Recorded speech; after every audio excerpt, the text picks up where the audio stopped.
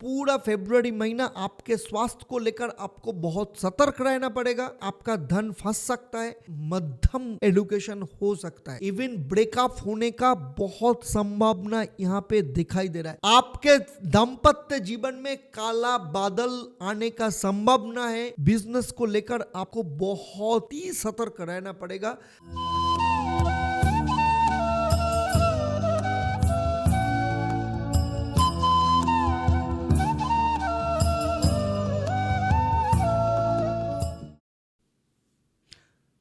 नमस्कार, मैं एस्ट्रो पंडित देवदत्त आप सभी को हमारे चैनल और फेसबुक पेज पर हार्दिक स्वागत है। आज हम चर्चा करने जा रहे हैं कर्क राशि वाले जातक जातिकाओं के लिए फरवरी महीने का मंथली राशिफल, यानी कैसा रहेगा फरवरी महीने में आपके स्वास्थ्य, आपके धन भाव, आपके विद्या, आपके परिवार भाव, संतान, प्रेम, विवाह, दाम्पत्य जीवन, करियर, नौकरी से लेकर आपके बिजनेस, सब कुछ मैं आपके साथ विस्तारित रूप से आलोचना करेंगे। इसके साथ साथ आपके लिए रहेगा एक प्रश्न, जो सही जवाब देंगे उनके लिए क्या, इसके साथ साथ आपके लिए रहेगा एक प्रश्न, जो सही जवाब देंगे उनके लिए क्या सरप्राइज रहेगा वो आपको पता चलेगा इस वीडियो के एंड में। इसके साथ साथ आप जान पाएंगे फरवरी महीने में आपका शुभ रंग क्या होगा और क्या महा उपाय आप पालन करेंगे। तो चलिए देख लेते हैं फरवरी महीना जब शुरू होगा तो नवग्रह का स्थिति कर्क राशि के अनुसार ऐसा रहेगा। मेरा यह चर्चा आपके साथ आपके जन्म राशि और वर्तमान समय में जो नवग्रह का स्थिति है उसके ऊपर आधारित है। तो देखिए, कर्क राशि के अनुसार आपके थर्ड हाउस में केतु बैठे हैं और सूर्य और बुध जो आपके सेवेंथ हाउस में गोचर कर रहे हैं, लेकिन 11 फरवरी को बुध आपके अष्टम भाव में चले आएंगे और सूर्य वो आपके अष्टम भाव में आ जाएंगे 12 फरवरी। और सूर्य और शनिदेव जब अष्टम भाव में गोचर करेंगे एक साथ, तो ये पिता पुत्र का जो संबंध है वो अति शत्रु का संबंध है। इसीलिए आपके अष्टम भाव में अति शत्रु योग बनाएंगे। इसका असर आपके लाइफ में क्या लेके आएंगे वो भी आपको पता चलेगा। इसके साथ आपके जो भाग्य स्थान है यानी 9th हाउस, भाग्य स्थान में शुक्र के साथ राहु बैठे हैं और गुरु जो आपके 11 भाव में बैठे हैं, गुरु बैठे हैं वृषभ राशि में यानी शुक्र के घर में, और शुक्र जो गुरु के घर में बैठे हैं, तो दोनों एक दूसरे के जगह का परिवर्तन करके दैत्य गुरु नामक योग बना रहे हैं। इसका असर आपके भाग्य स्थान और आपके लाभ भाव में क्या लेके आएंगे वो भी आपको पता चलेगा मेरा ये चर्चे के माध्यम से। इसके साथ मंगल जो आपके 12th हाउस में बैठे हैं, लेकिन मंगल यहाँ पे रेट्रोग्रेड बकरी है। तो चलिए पहले देख लेते हैं आपका स्वास्थ्य कैसा रहेगा। स्वास्थ्य के बारे में बात करें तो फर्स्ट हाउस जो होता है अपने मन का भाव, और फर्स्ट हाउस आपको खुद को दर्शाता है। सिक्स्थ हाउस रोग का कारण होता है और 12th हाउस होता है हॉस्पिटलाइजेशन के साथ साथ रोग मुक्ति का भी भाव भी होता है 12th हाउस। तो आपके जो राशि का जो स्वामी है वो है चंद्रमा। चंद्रमा प्रति 2.5 दिन अंतर अपने राशि को गोचर करते हैं, चेंज करते हैं। और आपके जो छठी भाव का जो स्वामी है वो है मंगल। मंगल आपके 12th हाउस में बैठे हैं, वो भी रेट्रोग्रेड है, जिसके कारण पूरा फरवरी महीना आपके स्वास्थ्य को लेकर आपको बहुत सतर्क रहना पड़ेगा। खास करके अगर आप ट्रैवल करते हैं तो चोट आघात लगना, दुर्घटना की संभावना, ये सब कुछ फरवरी महीने में देखने को मिल सकता है। इसके साथ आग और इलेक्ट्रिक से आपको दूरियां बरतनी होगी, नहीं तो फरवरी महीने में आपके स्वास्थ्य को लेकर बहुत समस्या आपके लाइफ में आ सकते हैं। खास करके अपने डाइट, अपने खान पीन के ऊपर आपको बहुत ध्यान देना पड़ेगा। और खास करके जो कर्क राशि वाले जातक जातिका डायबिटिक है, हार्ट की बीमारी है, हाई ब्लड प्रेशर के समस्या है, या लिवर का कोई प्रॉब्लम है, किडनी का प्रॉब्लम है, या कोई कैंसर है, या प्रोस्टेट का समस्या है, ये सब जो पेशेंट हैं आपको बहुत सतर्क होके चलना पड़ेगा, खास करके 12 फरवरी के बाद, क्योंकि 12 फरवरी के बाद हॉस्पिटलाइजेशन होना, ऑपरेशन की योग यहाँ पे दिखाई दे रहा है। तो खास करके 12 तारीख के बाद आपके स्वास्थ्य को लेकर आपको बहुत बहुत बहुत ही सावधानी बरतनी होगी। अब आते हैं आपके धन के भाव में। देखिए, धन के भाव के बारे में बात करें तो सेकंड हाउस जो होता है धन की भाव, और धन के भाव का जो स्वामी है वो है सूर्य, बुध के साथ बैठे हैं। आपके शनिदेव का ढैया चल रहा है, फिर भी सूर्य और बुध का जो द्वितीय आपके 7th हाउस में है, इसके कारण बुधादित्य योग के कारण धन में वृद्धि आपको देखने को मिला। कुछ ना कुछ जगह से आपका धन प्राप्ति हुआ, और जहां जहां पे आपका धन फंसा हुआ है वो भी आपको मिल सकता है, अगर आप ये सब कोशिश अगर 12 फरवरी के पहले करेंगे तो। लेकिन 12 फरवरी के बाद आपके धन के मामले में बहुत बहुत बहुत ही सावधानी बरतनी होगी, क्योंकि इस समय किसी को उधार देना और इमोशनल होके किसी जगह में खर्च कर देना, कोई नया चीज परचेस करना, ये सब कुछ से आपको अवॉइड करना पड़ेगा, क्योंकि 12 तारीख के बाद धन हानि होना, धन का कम होना, या किसी ना किसी कारण से लॉस होना, ये सब कुछ होने का संभावना बहुत ज़्यादा देखने को मिल सकता है। क्योंकि अष्टम भाव में जब सूर्य आपके धन के जो स्वामी हैं शनिदेव के साथ जुड़ के जब अति शत्रु योग अष्टम भाव में बनाएंगे, और अष्टम भाव से डायरेक्ट सप्तम का दृष्टि आपके धन भाव के ऊपर जब जाएगा अति शत्रु योग का, तो धन के कारण किसी ना किसी के साथ आपका शत्रुता बन सकता है, आपका धन फंस सकता है। तो कोई भी निर्णय लेना है 12 तारीख के पहले लीजिए। अगर मेरा बस चले, मैं आपको कहूँगा कि धन के बारे में कोई भी निर्णय आप मार्च के 15 तारीख के बाद लेंगे तो आपके लिए सही रहेगा। ना किसी जगह में इन्वेस्ट करना है आपको, ना किसी के बातों में आके किसी के बातों के ऊपर प्रेरित होके आप किसी जगह में आप पैसा नहीं फंसाएंगे। ये आपके लिए चेतावनी है, नहीं तो बहुत बड़ा समस्या आपके लाइफ में धन के मामले में आ सकते हैं। आपके साथ फ्रॉड हो सकता है, आपका कोई कीमती सामान चोरी हो सकता है, खराब हो सकता है, गुम हो सकता है, जिसके कारण धन हानि होने का संभावना है। आपके वॉलेट, आपके कीमती जो डॉक्यूमेंट्स है, आपको बहुत सतर्क होकर रखना पड़ेगा। इसके साथ अगर आप ऑनलाइन में ट्रांजैक्शन करेंगे तो आपको सावधान बरतनी होगी। जितना कम ऑनलाइन ट्रांजैक्शन करें आपके लिए सही रहेगा। अगर लोन लेना है तो 12 तारीख के पहले लीजिए, आपके लिए सही रहेगा। इसके साथ आपका जो वाणी है, आपके जो एटीट्यूड है, उसको भी आपको बहुत कंट्रोल में रखना पड़ेगा। चलिए आप देख लेते हैं परिवार भाव। परिवार भाव का जो स्वामी है वो है शुक्र, जो आपके 9th हाउस में तो बैठे हैं, लेकिन राहु के साथ और गुरु के साथ जुड़ा हुआ है, जिसके कारण परिवार के सदस्य के साथ किसी ना किसी कारण से आपके साथ अनबन हो सकते हैं। आपके पीठ पीछे आपके एगेंस्ट में कंस्पिरेसी हो सकता है, आपके शत्रुता बढ़ सकता है। इसके साथ आपके पिता के साथ किसी न किसी कारण से आपके मतभेद हो सकता है। पिता के स्वास्थ्य को लेकर आपको चिंतित रहना पड़ सकता है। माता के साथ छोटे छोटे बातों को लेकर समस्या पैदा हो सकता है। इसके साथ साथ माता के स्वास्थ्य को लेकर भी आपको चिंतित रहना पड़ सकता है। तो कुल मिला के परिवार भाव में 12 तारीख के पहले सब कुछ नॉर्मल जाएगा, लेकिन 12 तारीख के बाद कुछ ना कुछ कारण से आपके लाइफ में समस्या बढ़ सकती है। अब आते हैं स्टूडेंट। देखिए, स्टूडेंट के बारे में बात करें तो स्टूडेंट जो पढ़ाई शुरू किए, छोटे बच्चे से लेकर 12 क्लास तक जो पढ़ाई कर रहे हैं वो होता है 4th हाउस।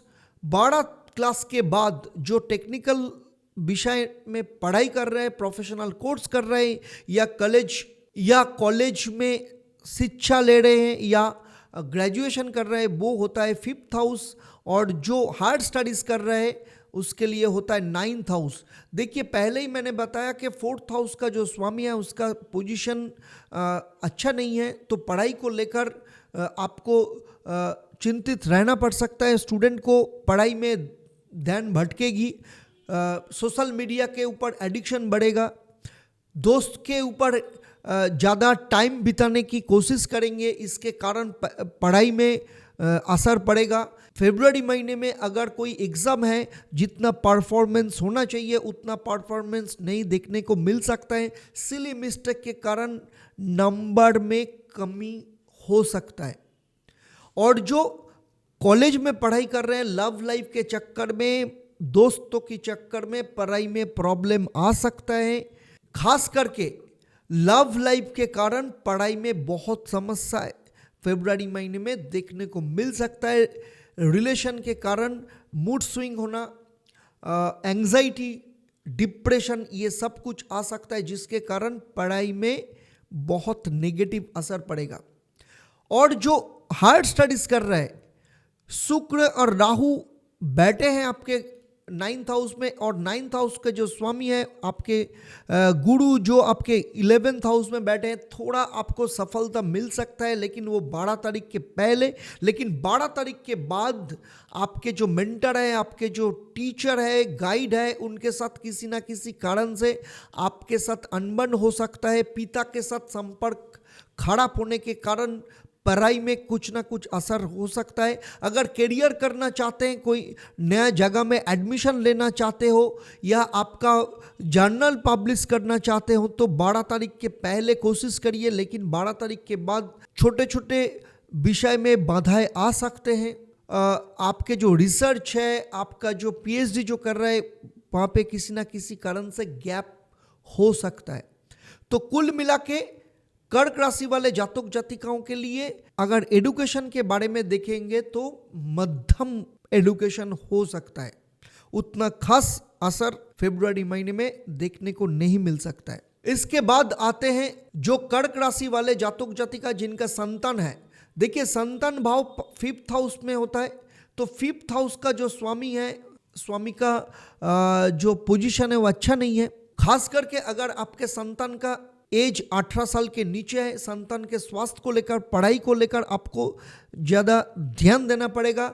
बातों बातों में मोबाइल लेना, मोबाइल में सर्फिंग करना, सोशल मीडिया पर हावी होना, गेम खेलना, ये सब कुछ आपको देखने को मिल सकता है। इसके कारण आपके साथ समस्या बढ़ सकते हैं, पढ़ाई में प्रॉब्लम आ सकते हैं, रिजल्ट में कमी हो सकता है। सिली मिस्टेक के कारण रिजल्ट जो मार्क्स वो कम होने का संभावना है।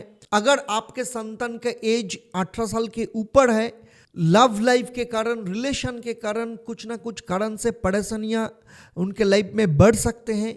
और अगर आपके संतान करियर करना चाहते हैं या नौकरी करते हैं, नौकरी में किसी के साथ रिलेशन खराब होने के कारण नौकरी में प्रॉब्लम, दिक्कतें आ सकते हैं। इसके साथ आपके साथ किसी ना किसी कारण से प्रॉब्लम हो सकता है। अगर आपके संतान शादीशुदा है तो दाम्पत्य जीवन को लेकर भी आपके संतान के लाइफ में कुछ ना कुछ परेशानियां खास करके 12 तारीख के बाद देखने को मिल सकता है। अगर आपके संतान नौकरी करते हैं, करियर करते हैं, बिजनेस करते हैं, तो वहाँ पे भी क्लाइंट हो सकता है या कोई कस्टमर, या आपके हायर संतान के अपने कर्म क्षेत्र में हायर अथॉरिटी या बॉस के साथ कुछ ना कुछ कारण से अनबन हो सकता है।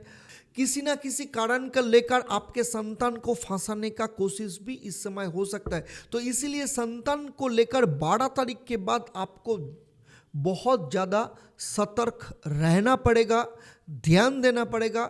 छोटे छोटे बातों को लेकर आपको मॉनिटरिंग करना पड़ेगा संतान को लेकर।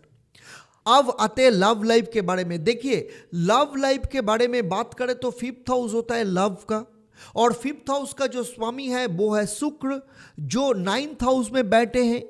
तो 12 तारीख के पहले आपके रिलेशन नॉर्मल रहेगा, दोनों के बीच में प्यार बरकरार रहेगा। लेकिन लेकिन 12 तारीख के बाद जब अष्टम भाव में अति शत्रु योग शुरू होगा और शुक्र और गुरु का दैत्य गुरु योग के कारण राहु भी 9th हाउस में है और शनि का जो दृष्टि वो आपके 5th हाउस पर है, तो रिलेशन को लेकर इस समय आपको 12 तारीख के बाद बहुत ही सतर्क रहना पड़ेगा।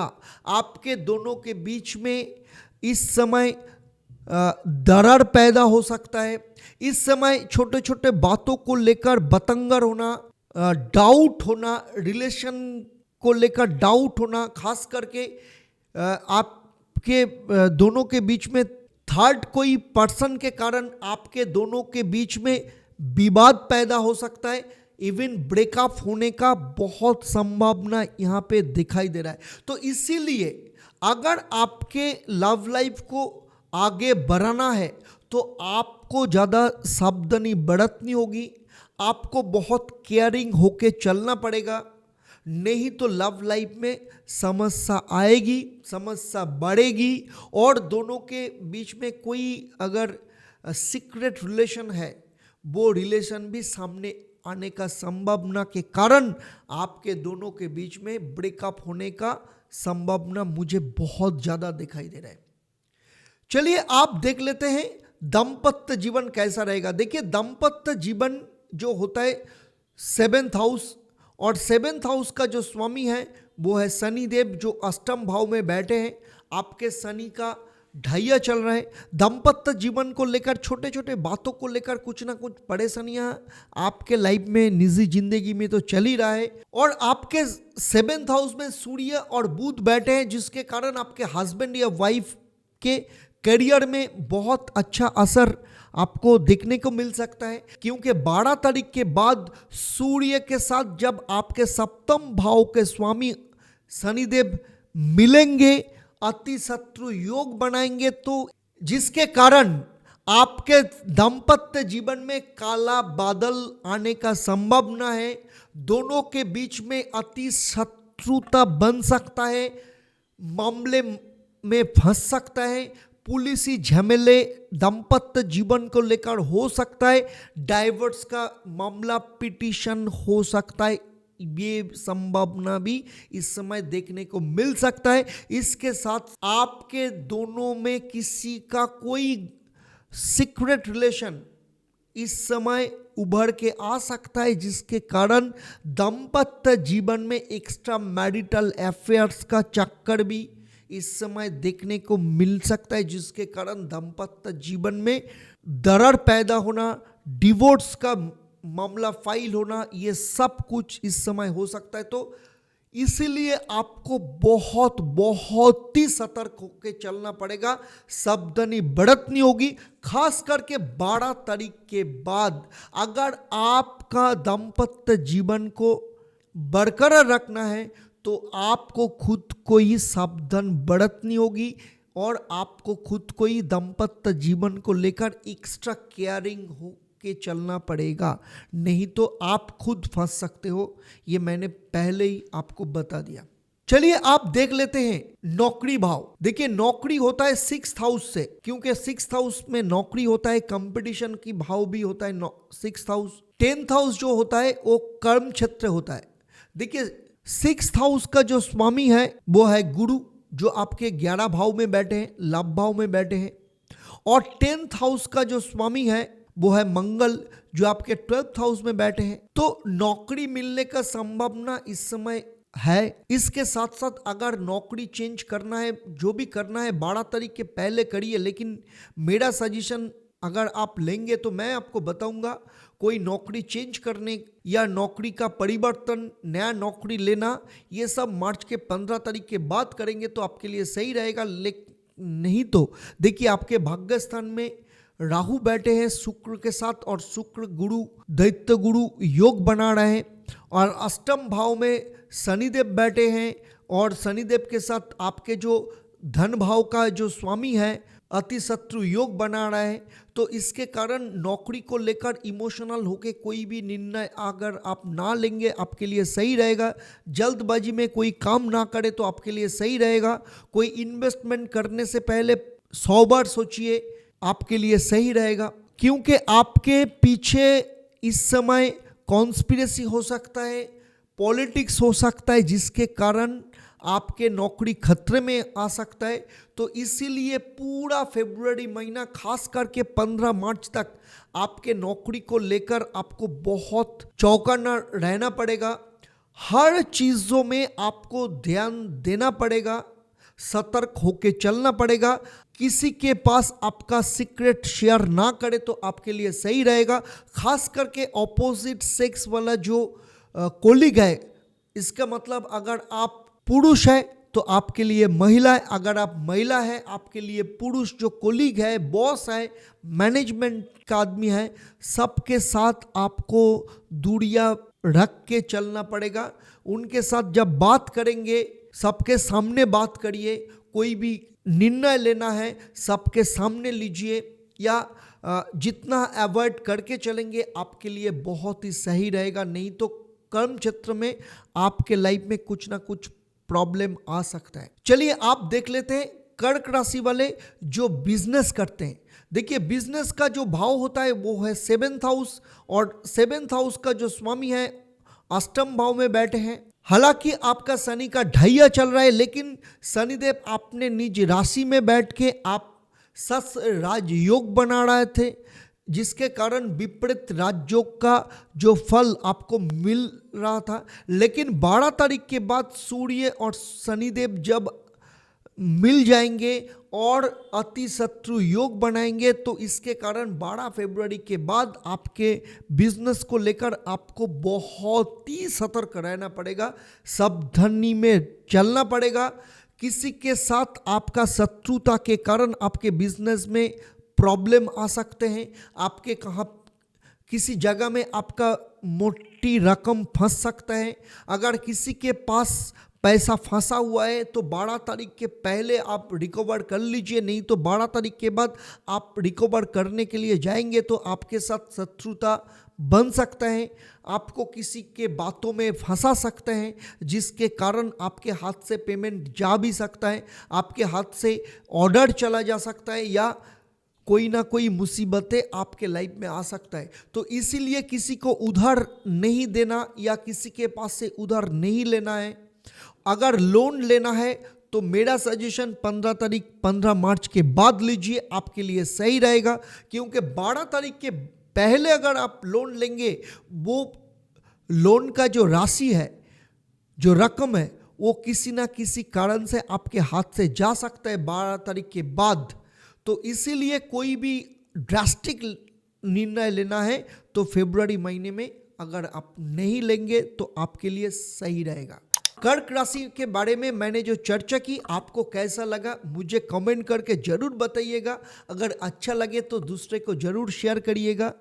और इसके साथ साथ अगर मेरे चैनल पे आप नए हैं तो चैनल को सब्सक्राइब करने के साथ साथ नोटिफिकेशन बेल आइकन को प्रेस करके रखिए। अगर आप फेसबुक पेज में देख रहे हैं, पेज को लाइक और फॉलो करना ना भूलिएगा।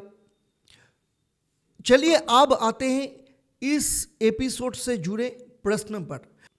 मैंने इस एपिसोड में चर्चा की कि गुरु और शुक्र दोनों मिलके क्या योग बना रहा है। अपने में से जो सही जवाब देंगे, लकी ड्रॉ के माध्यम से हम 3 लोगों को चुनेंगे।